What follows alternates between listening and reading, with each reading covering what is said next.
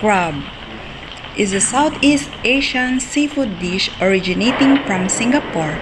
It's widely associated as the national cuisines of both Malaysia and Singapore. Mud crabs are commonly used and are stir-fried in a semi-thick, sweet and savory tomato and chili-based sauce. The sauce is described as sensuous and sweet yet savory with a fluffy texture. Making this dish at home allows you to adjust the sweetness, heat level, and the rich seafood flavor that comes from the cooking the crab right in the sauce is unparalleled to any I've had in the restaurant.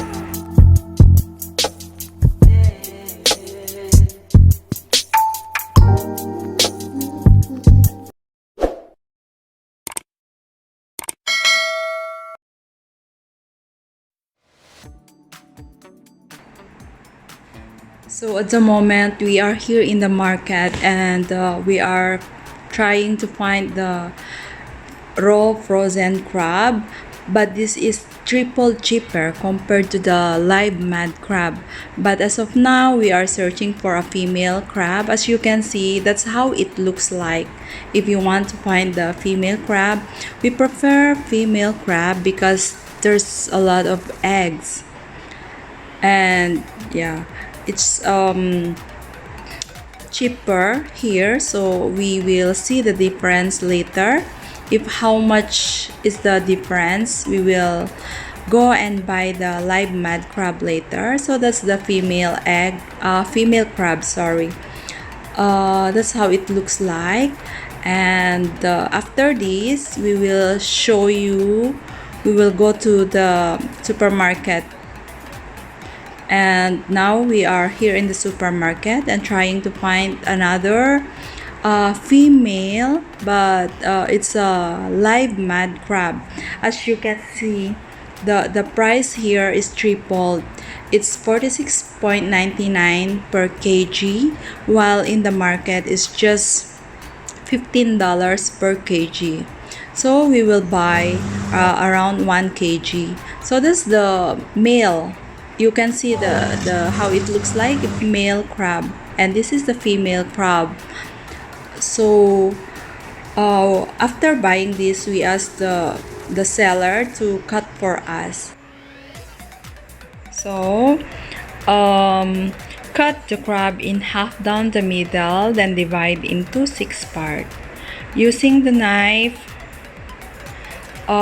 remove the nails. I didn't able to catch the video on how to remove the head. And here you're gonna crack the crab leg open, allow the flavor to enhance while cooking, and then add to the bowl with the head, then set aside. As you can see here, the orange color is the live mad crab and the yellow one is the raw frozen crab. Ingredients are chili sauce, ketchup, oyster sauce, tomato paste, and the Belachan or the shrimp paste. This Belachan removed from the packet because it comes in a little blocks, and roughly chop it. And then garlic, onion, spring onion, and the last one is the ginger. Let's get started. So heat oil in a large pot over medium-high heat and add the oil.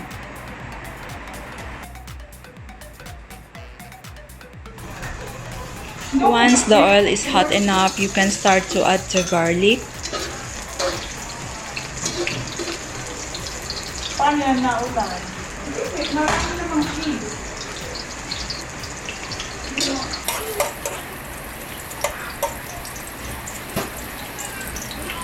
Then you can add now the onion.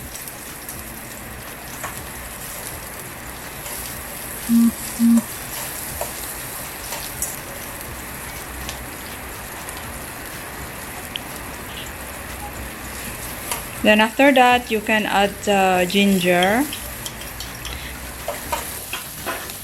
By the way, this recipe was given by a friend of mine. His name is Eric Sia. Hi Eric, thank you so much for giving this recipe and the privilege to try the very special dish in Singapore. And then now I can add the Belachan shrimp paste. This stuff is really stinks. Stinky out of the pocket and then stinky when you start cooking also. So but once cooked, the offensive smell all but disappears. And it adds incredibly deep. And then once you stir everything, you can start to add the chili sauce. Then stir it for a while.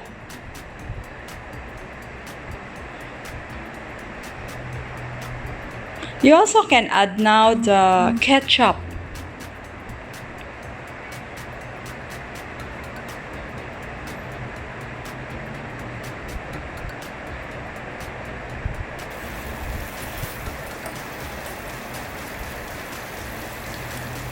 Then you can add now the tomato paste.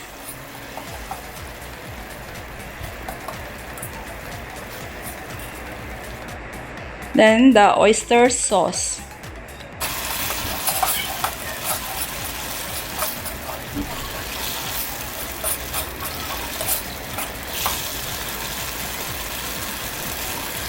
And then you can add the crab now.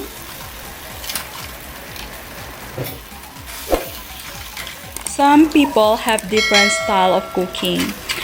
Some of them, they also fry the crab rather than stirring it all together with the sauce. And then the ingredients also, they also blend it all together. But since I can buy in the market, I just bought everything and it's ready to use. So it's all depends on you.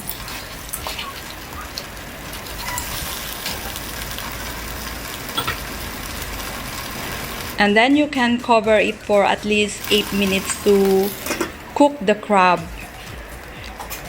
Then after that, chili is optional. It depends on you. And then this is the crab juice or the somali. That sometimes they call it the crab mustard. And then I add some black pepper,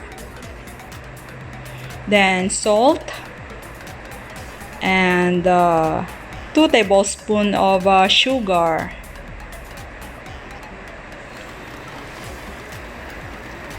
And then this is the diluted cornstarch to make it to make the sauce thicker.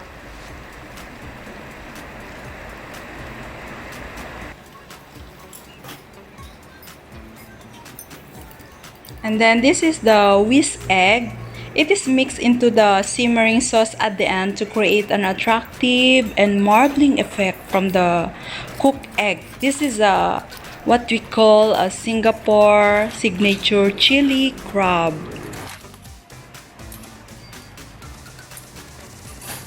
And then there you go, it's ready to serve. And I also garnish some spring onion. Some of them, they want to use the coriander, but I prefer this spring onion. Guys, let's also see if what's the comment of all the people eating this menu. Please watch until the end. By the way, guys, I've also cooked other dishes in this occasion, but I only video the special Singapore chili crab. So please watch out. And thank you so much for joining me in this video. Let's eat now.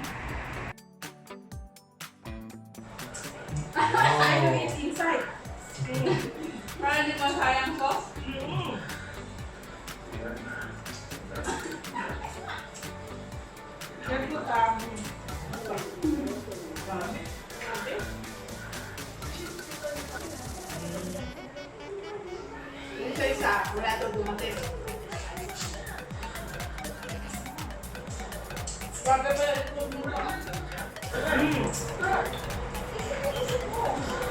nice. This one also very nice. The best, this one the best. Yeah, that's the best. Very nice, very nice, very nice. Excellent.